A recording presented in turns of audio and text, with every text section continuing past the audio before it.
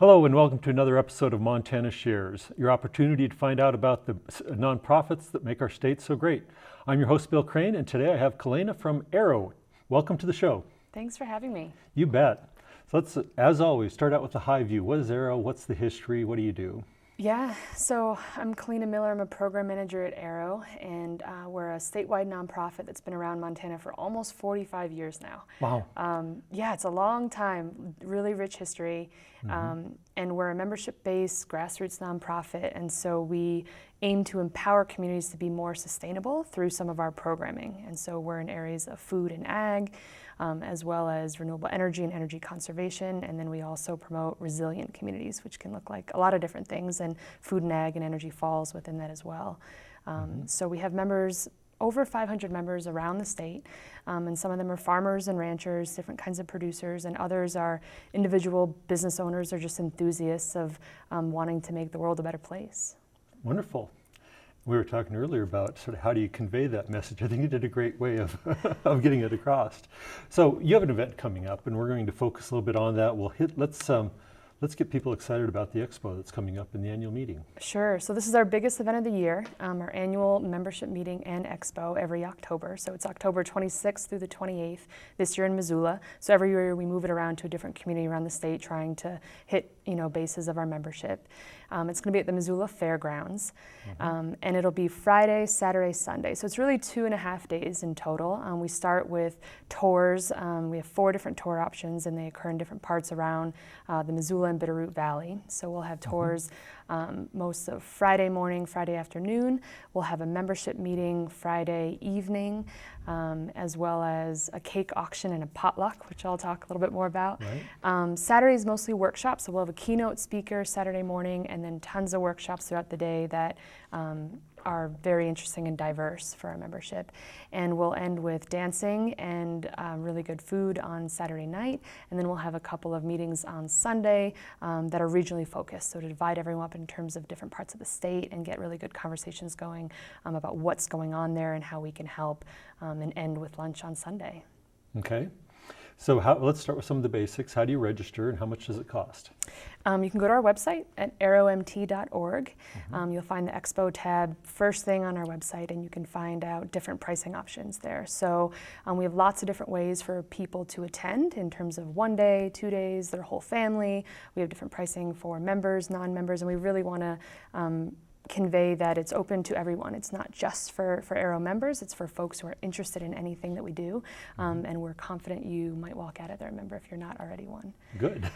We are looking for volunteers, so there's a volunteer rate of I think $25 total to attend the whole thing and be able to help out a little bit, and we have a discounted student price as well for $50, and then lots of different pricing for the rest of the opportunities to participate. Okay. And so one of the things relating to sustainable agriculture is food. And you're known for food at your meetings. So let's talk about that. Yeah, so first we'll have a potluck Friday night. And so our members and anyone who attends will bring a dish from near and far, and we'll all get together and eat. And that's really the highlight for me, because it's going to be really diverse and really healthy and fun and different, and people always bring really great dishes.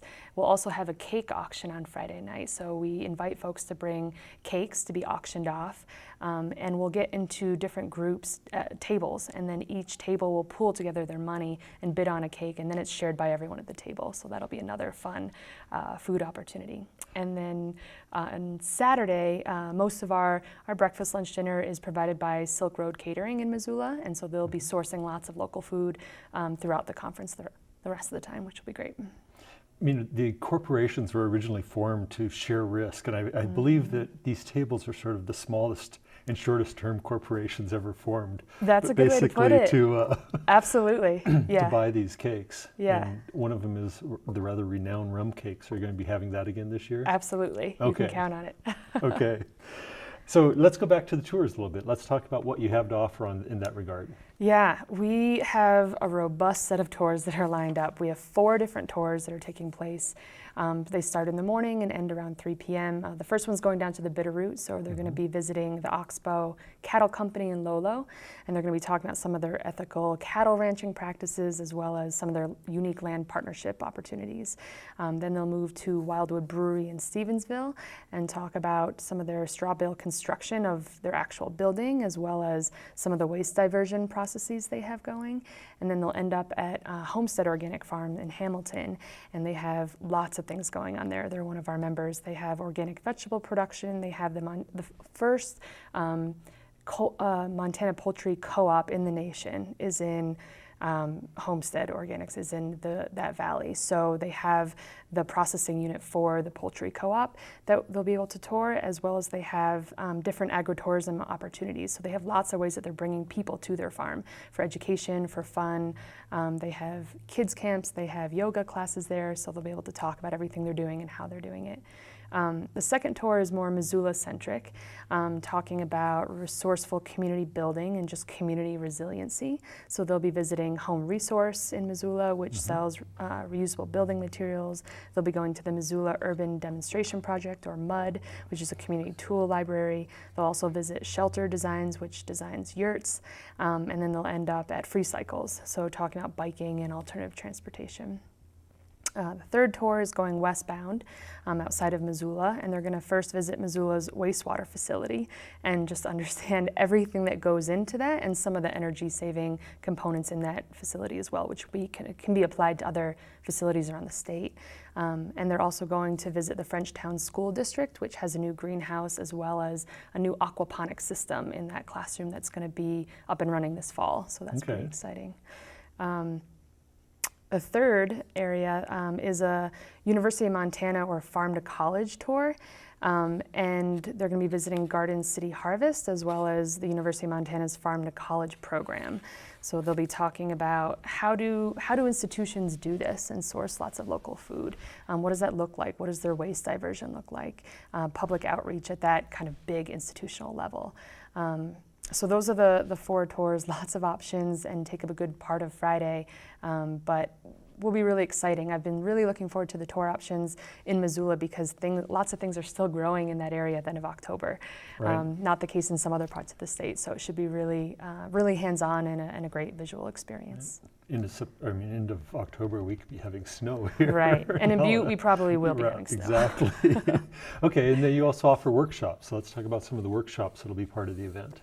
Yeah, so the workshops will be mostly all day Saturday after we kick off with the keynote, and they're in a couple of different categories. The hardest part will be making the choices between the workshops at each point in time. So we'll have a zero waste panel talking about, I think they're going to highlight a little bit the Missoula Zero Waste Plan, and so their city has signed on to some legislation to go zero waste by 2050, and they're going to talk about what that means and what the steps are to actually get there and what that can look like in other communities.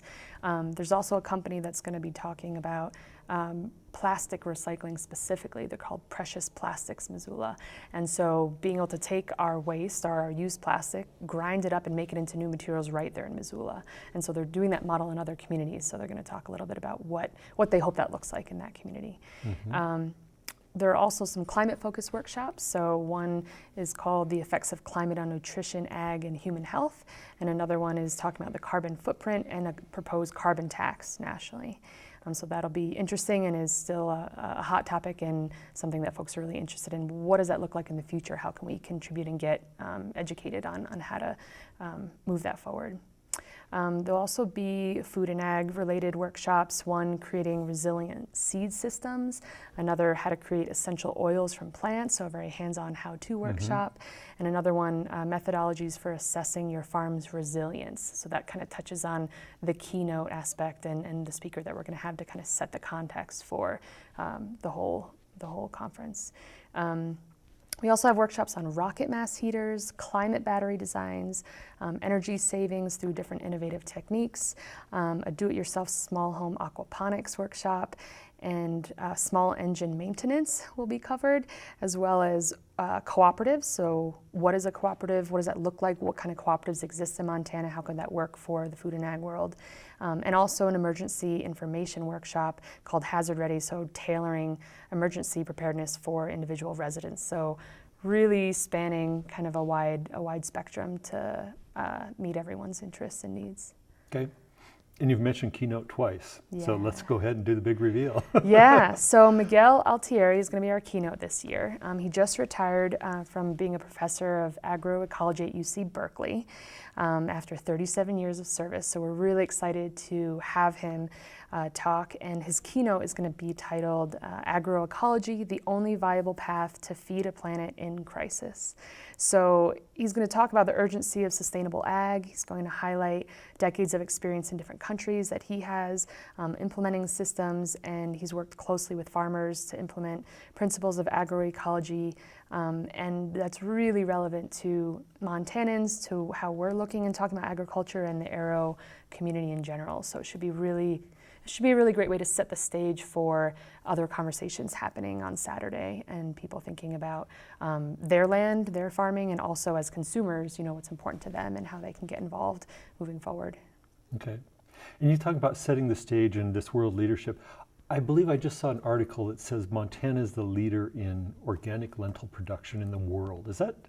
Did you hear about that for Timeless Seeds? I heard about it for the country, but I wasn't aware. Okay, in terms probably of, the country. Yeah, right. I think we just outpaced California in terms of that production. And I know that Timeless has been involved with AERO forever, and I think that's an example of sort of it's coming full circle and being a leader in the whole country for organic production. Absolutely, yeah.